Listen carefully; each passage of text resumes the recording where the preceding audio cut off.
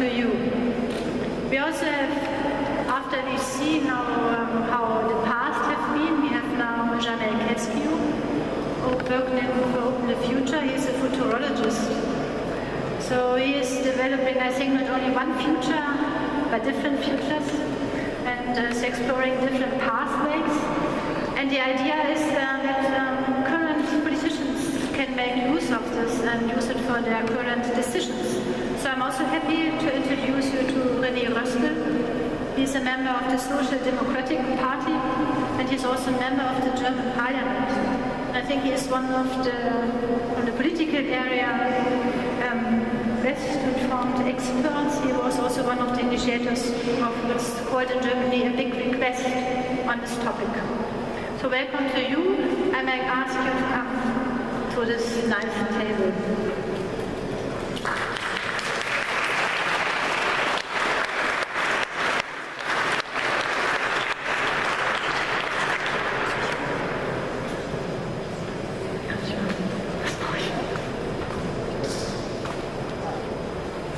The idea of the evening is that our three panelists, they have prepared something that you get to know to them a bit better and understand their background and relationship to climate engineering. So our panelists now have 5 minutes, 7 minutes to introduce themselves and give their statements. And after that we start the discussion, and be prepared. You're also invited. You can ask your questions. So welcome to Marvel. Perhaps you may start with climate. Good evening. I'm supposed to talk very slowly. It's a little difficult, but I'd appreciate any feedback if it becomes impossible to understand. I'm honored that I was described as a scientist. I'm not. I'm a consultant. I have been working in the climate change field for 35 years. And in that time, I've talked to an awful lot of scientists in order to try to understand the system. But I was trained in economics and history, which actually turned out to be somewhat useful. Well, to give a talk under the influence of a dinosaur skeleton it's a good start for our topic about the relationship of geo-engineering or climate engineering to nature. I mean, I thought of two things when I saw the dinosaurs. Number one, if we don't get busy, we're headed right back to the Cretaceous. And number two, I thought about extinction, which is one of the major impacts that is forecast in a warming world, and actually has some relationship to the topic of climate engineering. The first comment is a huge amount of what I would call natural capital is now obviously at stake as the climate system changes. And I want to give a couple of examples, but that's one way to think about nature and climate engineering, climate change, and various emission scenarios. And I'll bring this forward in the examples that I use. My goal in my consulting, I have one project which is devoted to advocating in the U.S. a more robust research program on climate engineering.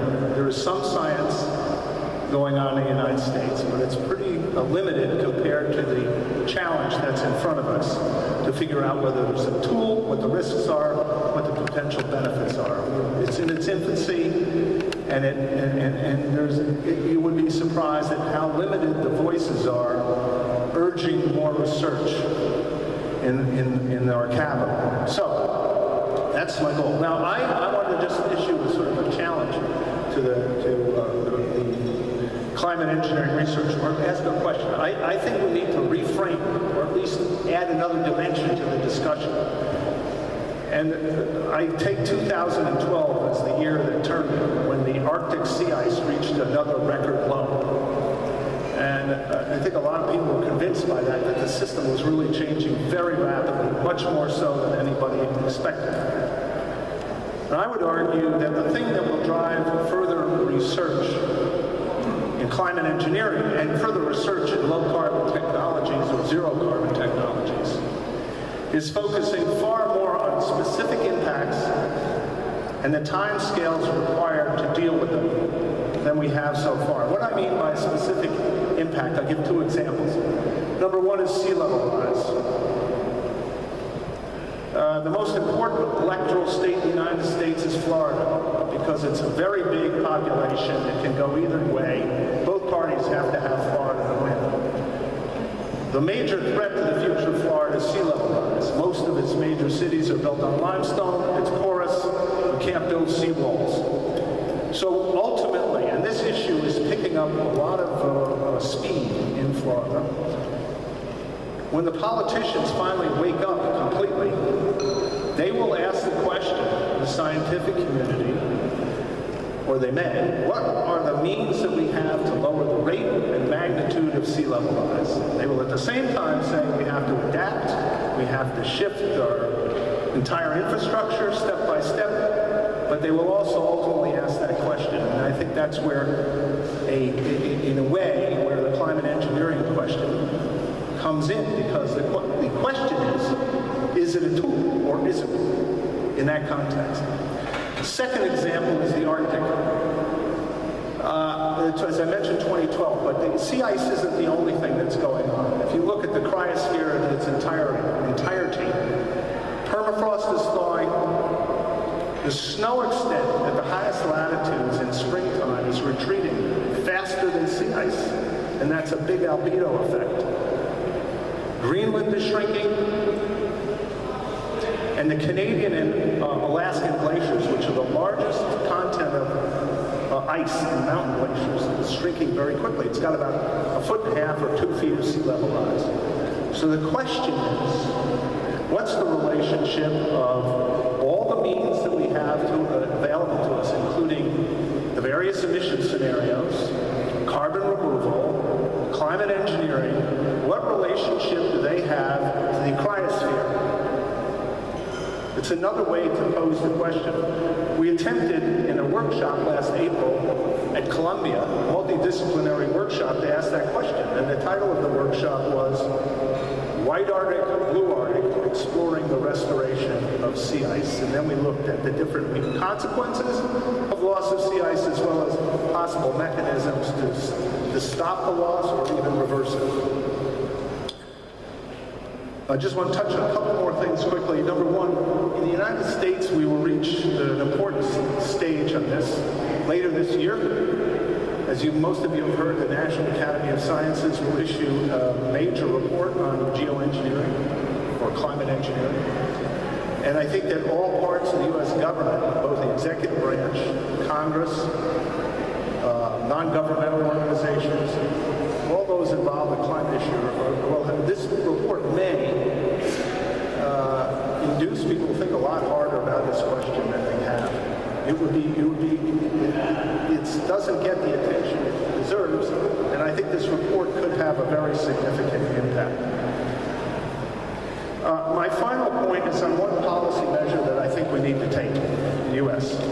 We've established a new program in the Department of Energy in response really to the climate issue called ARPA-E, Advanced Research Projects Administration Energy, and it's a high-risk research agency. In other words, it's supposed to, many of the projects are supposed to fail. It places bets on high-risk research that have large payoffs. In one that has made one of its major missions is in climate technology, low carbon, zero carbon. But it's small. It's only $200 million. We need to step that up to the size of what many of you may know as DARPA, Pentagon's big research, which is about $5 billion. And I think a component of that has to look at the geoengineering technologies.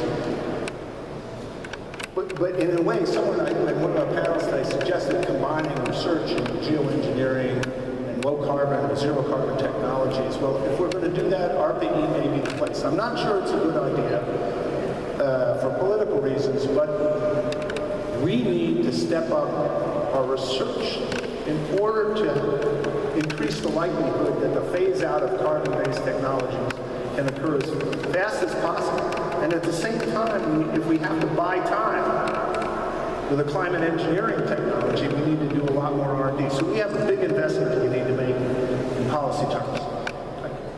Thank you very much.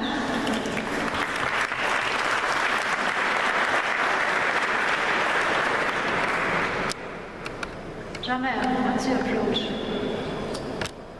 So I have to say that standing here in the shadow of Arachnis or Diplodocus, Cantosaur, the 8-year-old boy in me is squealing with delight. I've been doing foresight work for the past 20 years or so. And to put it simply, my job is to look at the big picture, to get away from the perspectives of quarterly results and short horizon thinking, to break away from conventional points of view by stepping way back. So I'm going to do a little bit of that time. Now, these days, much of my work focuses on climate disruption and topics like geoengineering, climate engineering. But here's a little secret. When we think in planetary terms, that kind of big picture, stepping way back terms, we realize that our actions don't matter, at least not in the long run. The Earth, as a planet, as a global ecosystem, will, over time, be okay, be just fine. After all, it's dealt with far worse than us. Environmental scientists may refer to this as the sixth extinction, but in many ways, human civilization is still a comparative amateur when it comes to wiping out the Earth species. You know, there's a past extinction event called the Great Dying, responsible for killing off probably 90% of all the species on the Earth at that time. And by the way, that's not the asteroid that wiped out these guys. Arguably, we're nowhere near as dangerous to nature as nature is itself. But here's the thing. Even after the Great Dying, life came back and, over time, flourished. Every extinction event has eventually become the catalyst for a new surge of life. Given time, evolution works. Environmental niches get filled. Species emerge and change to take full advantage of new planetary conditions. The animals and plants that we worry will disappear as the result of human carelessness and ignorance are really, in evolutionary terms, only temporary residents of the world, ephemeral, just like we are. The image we have in our heads of what the global environment looks like is just that, an image, a static snapshot of a dynamic system. This realization that the Earth will abide no matter our mistakes may seem like it's supposed to be liberating, but it's actually quite sobering. Because what this knowledge tells us isn't that we're free to do whatever we want, but that the brutal strength of our fears about what our human activity is doing to our world comes from its effect on us. The Earth may be fine, but the fragile webs connecting civilization to the planet's ecosystems won't. Now, we don't need to worry about driving the bees to extinction because the Earth will somehow be harmed. Given time, evolution will fill that niche. We need to worry about the bees because without them, our ability to feed ourselves will be eviscerated. Any anxiety we have about the creation of ocean dead zones or the collapse of fisheries is really about what these conditions will do to humanity, to the ability of 7+ billion people to survive. And the dangers from global temperatures rising by 5 or more degrees in the course of just a century, an increase so fast in geologic terms that it seems like humanity is somehow the warming equivalent of an asteroid. These dangers will simply make it impossible for human civilization to continue along its current path. So, does that mean civilization is going to collapse? Probably not. Humans are reasonably smart. As a species, we've survived massive natural environmental disruption before, and we did so with less knowledge and fewer tools than we have today. But unfortunately, that's not the whole story. When writer William Gibson said that the future is here, it's just not evenly distributed, he wasn't just talking about technology. Imbalances in resources, in power, in luck, all mean that a majority of the world's population already lives on the precarious edge of catastrophe. Now, from my big picture futurist point of view, it's easy to say that we'll adapt. But for far too many of us, that process of forced adaptation will be tragic and painful and deadly. Saying that the Earth will be fine isn't an attempt to absolve ourselves of responsibility, the responsibility for the harm that we've done to the planet. Rather, it's a blunt acknowledgement that the concerns we have about the world are ultimately, and I think appropriately, selfish. The health of the environment here in this moment of the Anthropocene is directly connected to the health of human civilization. We're not separate from nature. We're very much a part of it. In every sense that matters, the well-being of the Earth is thoroughly, intimately interwoven with our future. In other words, when we harm the planet today, we're really harming ourselves over the long tomorrow. Thank you.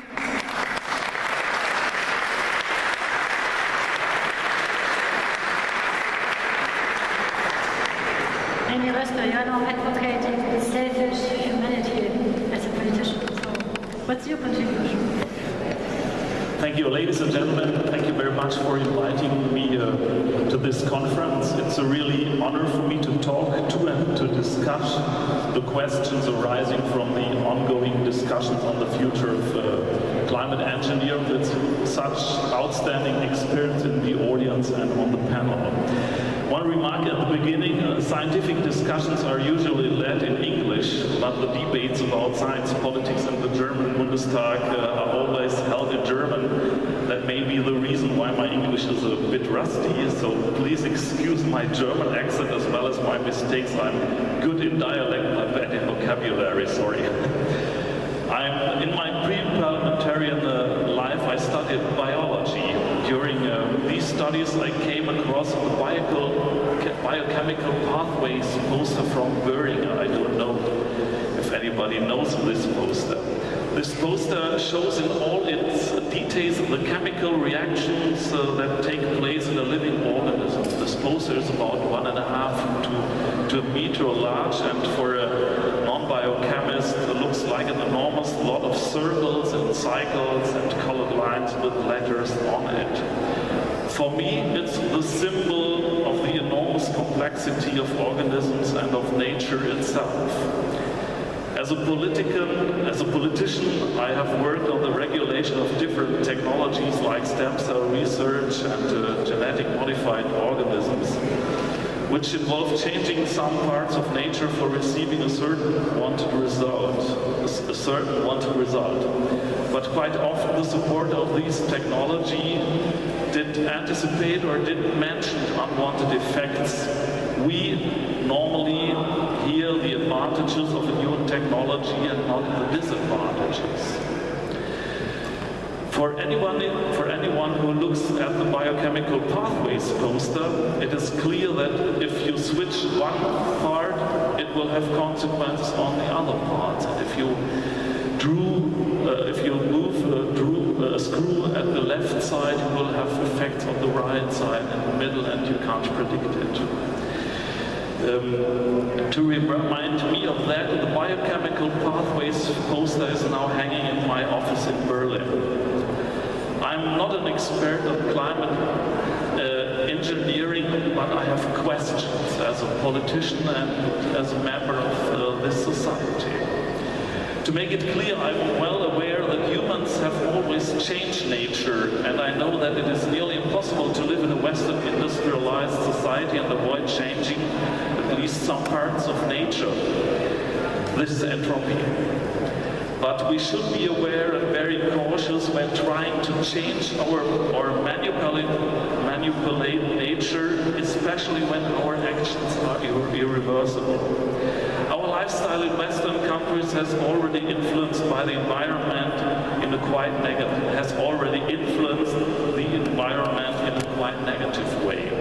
scientists show us regularly the bad and unwanted results